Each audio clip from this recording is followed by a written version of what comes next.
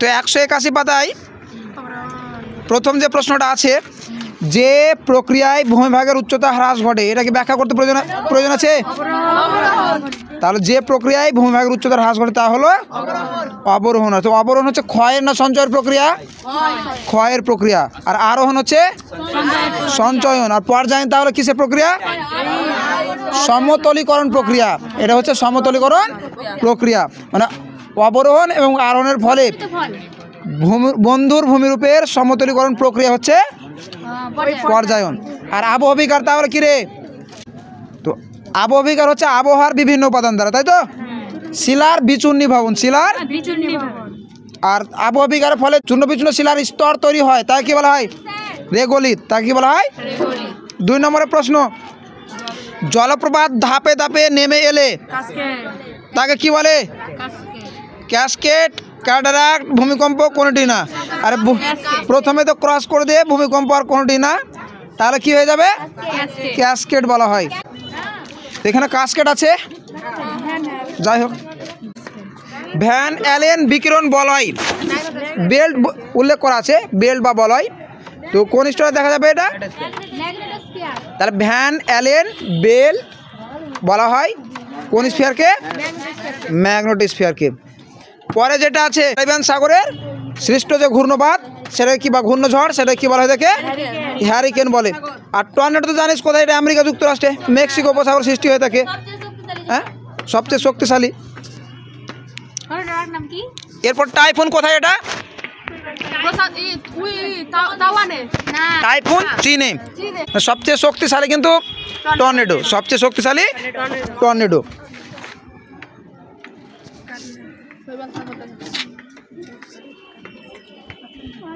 আচ্ছা, নেক্সট, শৈবাল সাগর দেখা যায়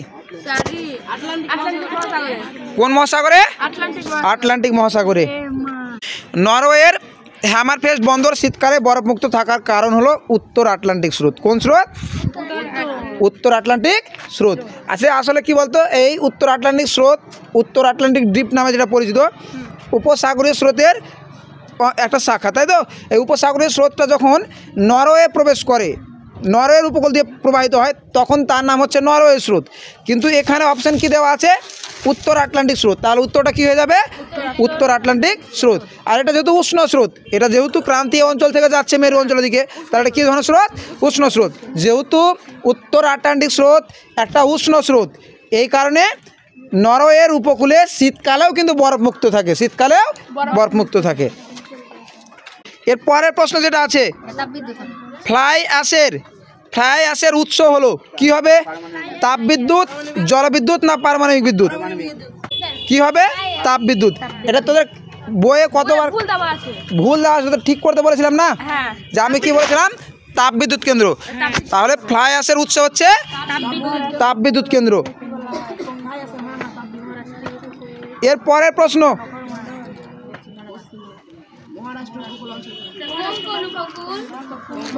মহারাষ্ট্রের উপকূল অঞ্চলকে বলা হয়,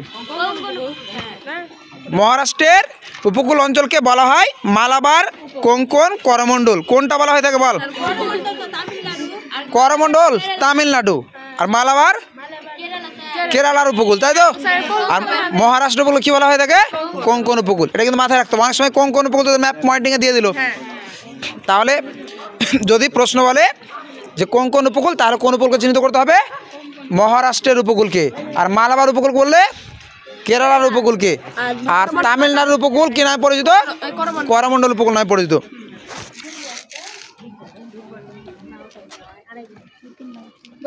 এরপরে দক্ষিণ ভারতের সর্বোচ্চ শৃঙ্গ কি হবে রে? আনাইমুদি। দক্ষিণ ভারতের সর্বোচ্চ শৃঙ্গ হচ্ছে এটা পশ্চিমঘাট পর্বতে আনাইমালাই পর্বতের সর্বোচ্চ শৃঙ্গ আনাইমুদি। পশ্চিমঘাট পর্বতে অবস্থিত আনাইমালাই পর্বতের সর্বোচ্চ শৃঙ্গ আনাইমুদি হলো সমগ্র দক্ষিণ ভারতের সর্বোচ্চ শৃঙ্গ। কি আর বলি? সর্বোচ্চ শৃঙ্গ গুরু শিখর, পরেশনাথ পাহাড়। এই প্রত্যেকটা শৃঙ্গগুলো কিন্তু মাথায় রাখতে হবে। আম্রবৃষ্টি বা ম্যাঙ্গো শাওয়ার, তাই তো? তাহলে আম্রবৃষ্টি কোথায় দেখা যায় রে? কোন ভারতে? দক্ষিণ ভারত, পশ্চিম ভারতে, পূর্ব ভারতে না উত্তর ভারতে? আম্রবৃষ্টি বা ম্যাঙ্গো শাওয়ার তাহলে এটা কি হয়ে যাবে? দক্ষিণ ভারতে। এটা কি হয়ে যাবে? দক্ষিণ ভারতে। কর্ণাটক আবার এটি চেরি ব্লজম নামে পরিচিত। কর্ণাটক এটা কি নামে পরিচিত? Cherry blossom. ভারতের সবচেয়ে বেশি অঞ্চল জুড়ে রয়েছে কোন মৃত্তিকা রয়েছে রে? ভারতের সবচেয়ে বেশি অঞ্চল জুড়ে রয়েছে পলি মৃত্তিকা। কত শতাংশ?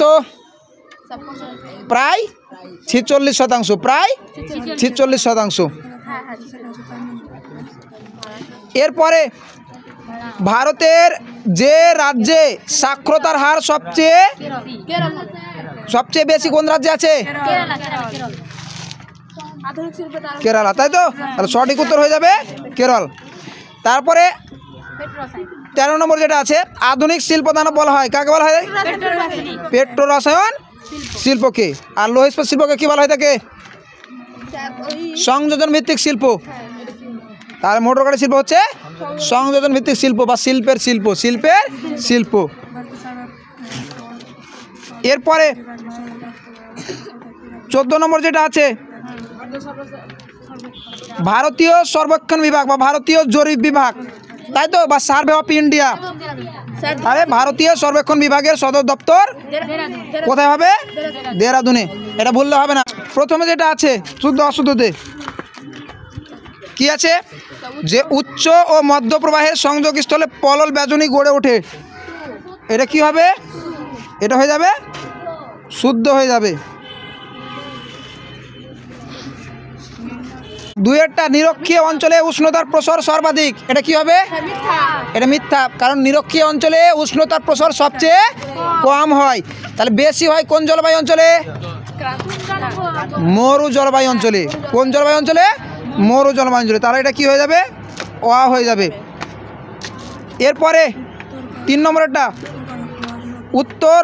উত্তরের পার্বত্য অঞ্চলের এক প্রকার হ্রদ হলো দুন। দুন তো উপত্যকা, তাহলে কি করে সত্য বলছিস? হ্রদকে তাল বলা হয়। হ্রদকে কি বলা হয়? তাল। কুমায়ুন হিমালয়ের হ্রদগুলিকে তাল বলা হয়। আর হিমাচল ও শিবালিক হিমালয়ের মাঝে যে উপত্যকা আছে উত্তর পার্বত্য অঞ্চলে, সেটা কি বলা হয় থাকে? দুন। এখানে তো উপত্যকার কথা বলেনি, হ্রদ। তাহলে এটা কি হয়ে যাবে? অ হয়ে যাবে। এটা কি হয়ে যাবে? অ হয়ে যাবে। এরপরে আর্দ্র বায়ু নিম্নচাপ মুক্ত হয়। আরে আর্দ্র বায়ু তো নিম্নচাপের হয়। আর্দ্র বায়ু মানে কি? নিম্নচাপ অঞ্চলে তো আর্দ্র বায়ু বেশি দেখা যায়। তাহলে এটা কি হয়ে যাবে? এটা অ হয়ে যাবে। এটাও কি হয়ে যাবে? অ। 5 নম্বর, উচ্চ হিমালয় হিমাচল নামে পরিচিত। ওটা হিমাদ্রি হিমালয় নামে পরিচিত। কি হতো? হিমাদ্রি হিমালয় বা গ্রেট হিমালয়। হিমাদ্রি হিমালয় বা গ্রেট হিমালয় নামে পরিচিত, তাই তো? তাহলে এটা অ হবে। এটাও কি হবে? অ হবে। নেক্সট,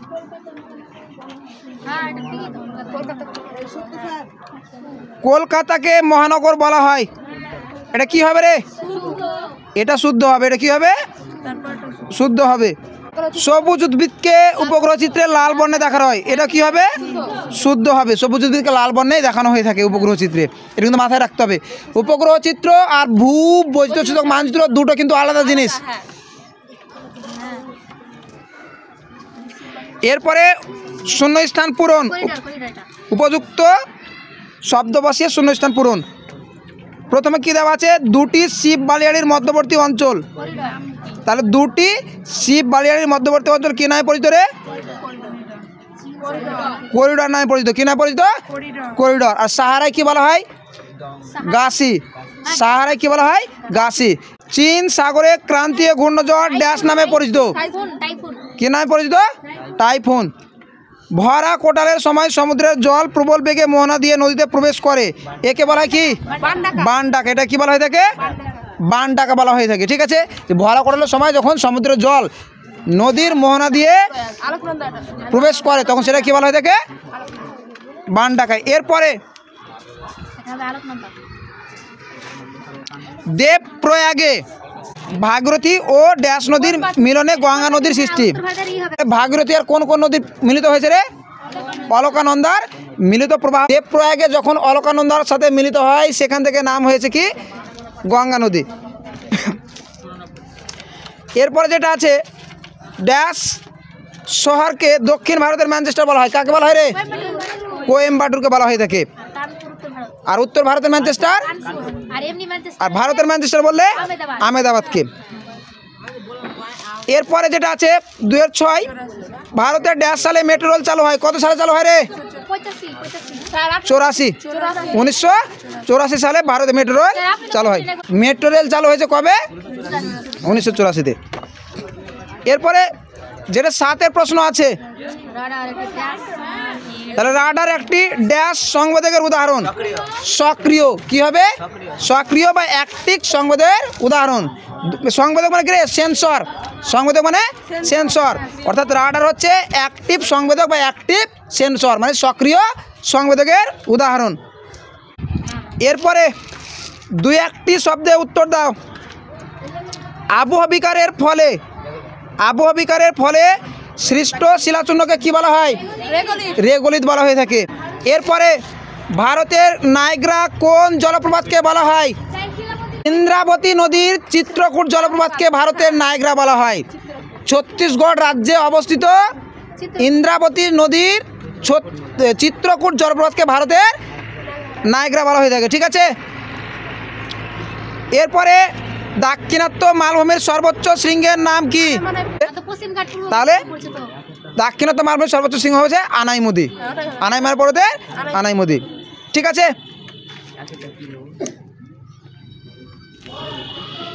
এরপরে গ্রিন হাউস গ্যাস উৎপাদনে কোন দেশ প্রথম স্থানে রয়েছে?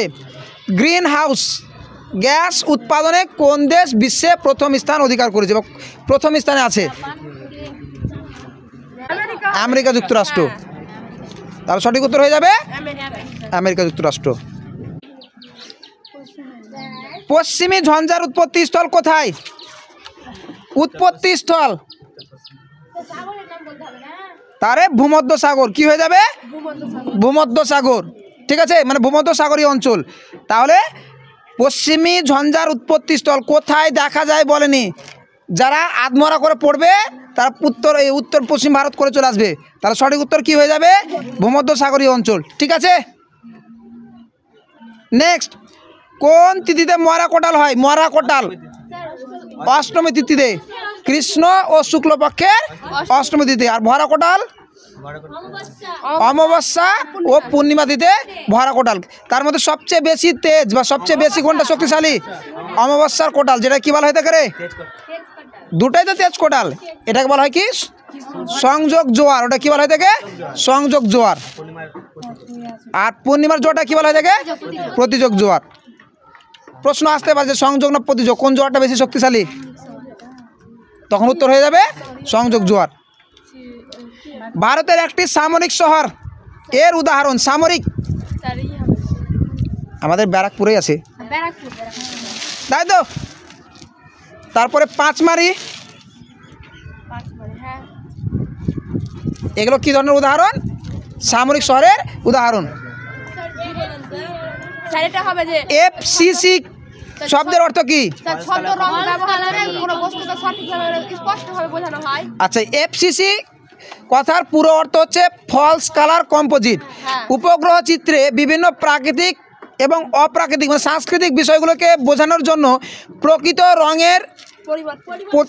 রঙের পরিবর্তে বিভিন্ন ধরনের ছদ্ম রং ব্যবহার করা হয়ে থাকে, যাতে বিভিন্ন বিষয়গুলো বা বিভিন্ন প্রাকৃতিক এবং সাংস্কৃতিক বিষয়গুলো সুস্পষ্টভাবে বোঝা যায়, মানে খুব সহজে বোঝা যায়, অর্থাৎ তাদের মধ্যে পার্থক্য করা যায়। এই কারণে এফসিসি ব্যবহার করা হয়। তাহলে এফসিসি কথার অর্থ কি? এফসিসির পূর্ণরূপ হচ্ছে ফলস কালার কম্পোজিট। এফসিসি কথার অর্থ হচ্ছে ছদ্ম রং। ঠিক আছে, এটা বললেই হবে। হ্যাঁ হ্যাঁ, তাহলে এফসিসি মানে কি? ছদ্ম রং। এফসিসি বলতে কি বোঝায়? ছদ্ম রংকে বোঝায়। বাম দিকের সঙ্গে ডান দিক মিলিয়ে লেখো। তাহলে তাল, ভেম্বনাথ, গাড়ি নির্মাণ শিল্প, ব্লিজার্ড।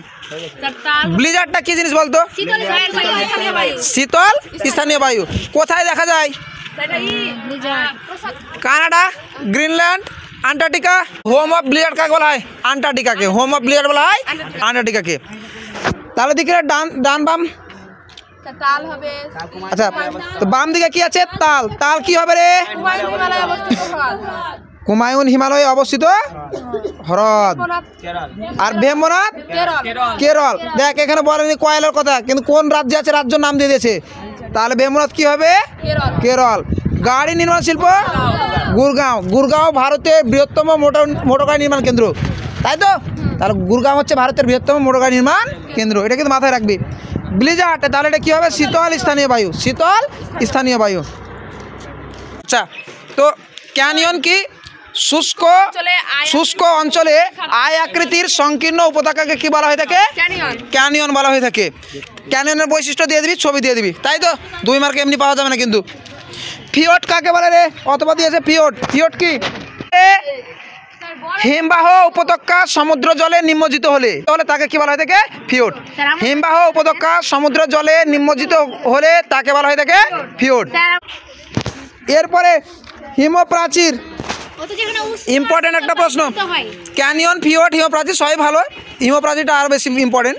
হিমপ্রাচীরটা কি? হিমপ্রাচীরটা কি? উষ্ণ এবং শীতল স্রোতের মিলনস্থল, অর্থাৎ উষ্ণ এবং শীতল স্রোতের মধ্যবর্তী সীমারেখাকেই কী বলা হয়ে থাকে? হিমপ্রাচীর। তাহলে হিমপ্রাচীর উদাহরণ যেমন উত্তর আটলান্টিক মহাসাগরে উষ্ণ উপসাগরীয় স্রোত এবং শীতল ল্যাব্রাডর স্রোতের মধ্যবর্তী অংশে হিমপ্রাচীর দেখা যায়। উদাহরণ দিতে হবে না, আরও 2 নম্বর পাওয়া যাবে না, খালি বলে দিলে হবে না। এরপরে ধারণ অববাহিকা, এটাও ইম্পর্টেন্ট। ধারণ অববাহিকা কি?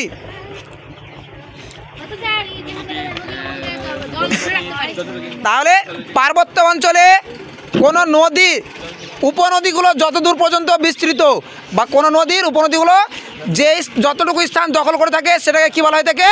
ধারণ অববাহিকা। তাহলে কোথায় দেখা যায়? পার্বত্য অঞ্চলে। এরপরে বর্জ্য ব্যবস্থাপনা বলতে কি বোঝো? ইম্পর্টেন্ট, 2 মার্কের প্রশ্নগুলো বেশ ভালোই আছে এই সেটটাতে। বর্জ্য ব্যবস্থাপনা বলতে কি বোঝো? তাহলে কি বর্জ্য ব্যবস্থাপনা বলতে বোঝায় যে বিজ্ঞানসম্মত উপায়ে বর্জ্যের ব্যবহার, পুনরাবর্তন এবং তার সঠিক ব্যবস্থাপনাকেই বলা হয়ে থাকে। অরণ্য বর্জ্য কি? এরকম দেওয়া উচিত ছিল না। তাহলে সোজা কথায় অরণ্যের যে শুকনো ডাল পাতা, তাই তো? তারপরে পচা ফল ইত্যাদি অরণ্যের বর্জ্য, তাই তো? এই ধরনের প্রশ্ন আসবে না। এরপরে কৃষিকাজ বলতে কি বোঝো?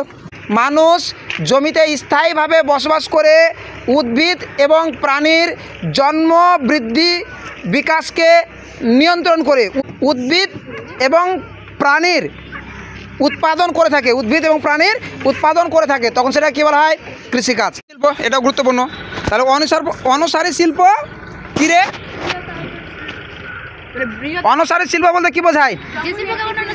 যখন কোনো বৃহদায়তন শিল্পকে কেন্দ্র করে কোনো ছোট ছোট শিল্পের বিকাশ ঘটে, তখন সেগুলোকে আমরা কি বলবো? অনুসারী শিল্প।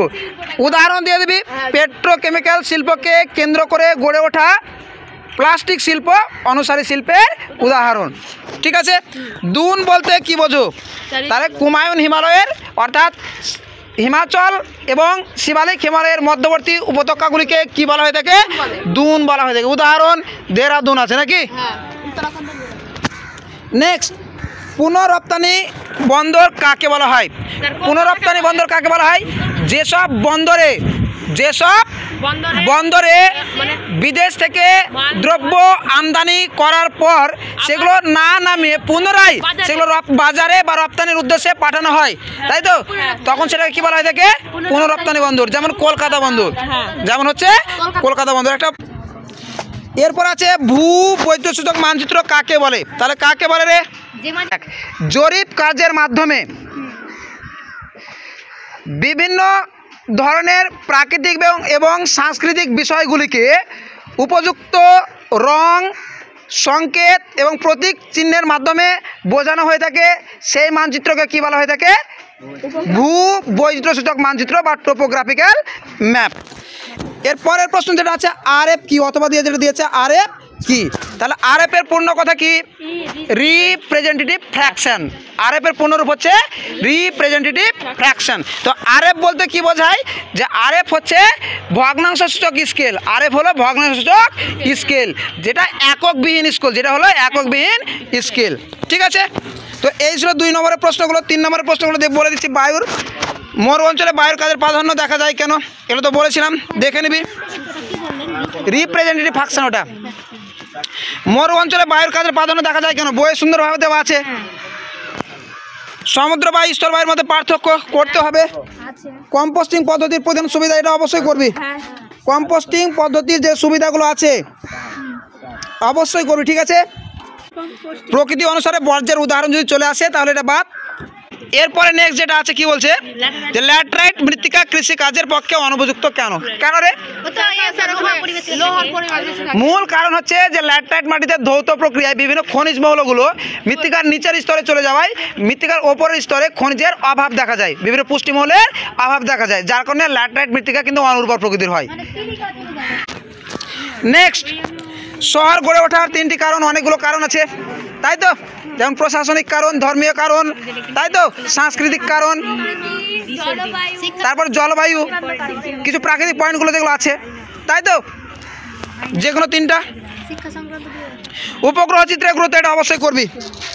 উপগ্রহ চিত্রের গুরুত্ব, এটা অবশ্যই করবি। আধুনিক যোগাযোগ ব্যবস্থার কৃত্রিম উপগ্রহের গুরুত্ব মোটামুটি। এই ধরনের প্রশ্ন দেওয়ার সম্ভাবনা কম।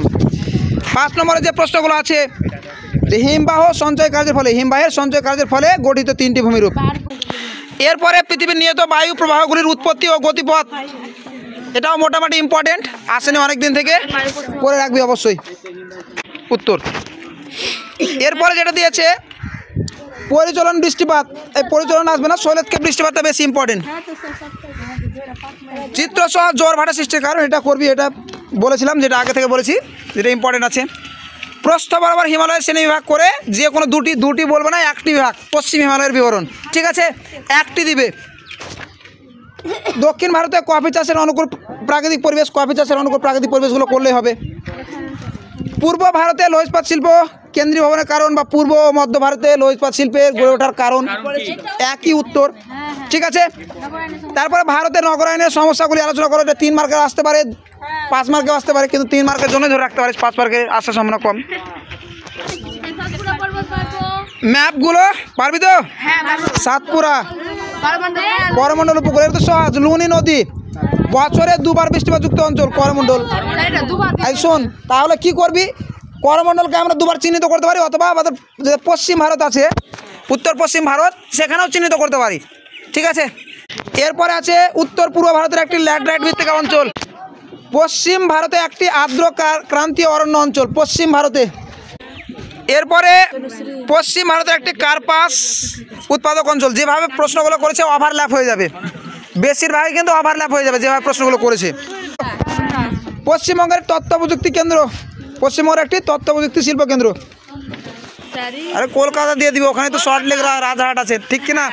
তুই কলকাতা যাতে সল্ট লেক লিখে দে, রাজারহাট লিখে দে, তাই তো? সল্ট লেক রে, সেক্টর 5, সে সল্ট লেকে। তো সল্ট লেক তো কলকাতাতে আছে নাকি? ওইখানে চিহ্নিত করে সল্ট লেক লিখে দিবি। ঠিক আছে, কলকাতাকে চিহ্নিত করে সল্ট লেক লিখে দিবি। তারপরে ভারতের একটি শুল্কমুক্ত বন্দর, পারবি? কান্দালা।